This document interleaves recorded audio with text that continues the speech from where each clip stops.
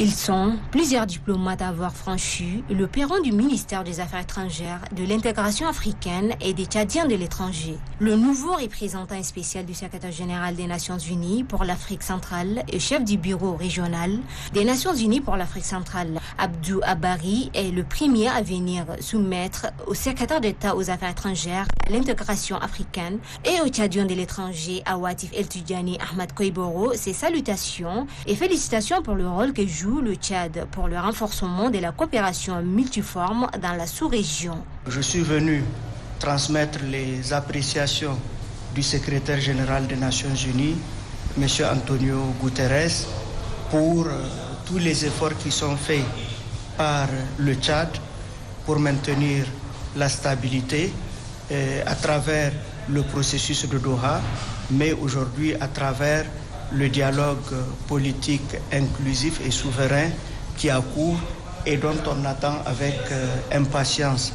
L'ambassadeur extraordinaire et plénipotentiaire de la République d'Afrique du Sud au Tchad, Mouzika Ifani Kehla Joseph, est la deuxième personnalité à être reçue par la secrétaire d'État aux Affaires étrangères. Une rencontre qui a permis aux deux personnalités d'échanger sur le renforcement des relations de coopération entre le Tchad et la nation arc-en-ciel. Après le diplomate sud-africain, c'est le chargé d'affaires de l'ambassade de l'État du Qatar au Tchad, Abdul Sattar Saleh Al-Ansari, de faire le déplacement au ministère des Affaires étrangères avec la secrétaire d'État Awatif El Tidjani Ahmad Koiboro. Il a été question de réitérer le soutien du Qatar en tant que parent de l'accord de paix avec le politico-militaire. Le diplomate qatari a, durant cette audience, rassuré la secrétaire d'État aux Affaires étrangères du soutien de son pays pour la réussite du processus de la transition en cours. Les membres du bureau de l'Union générale des institutions à la langue arabe au Tchad sont les derniers à être reçus par Awatif El Tidjani Ahmad Koiboro, conduite par leur président,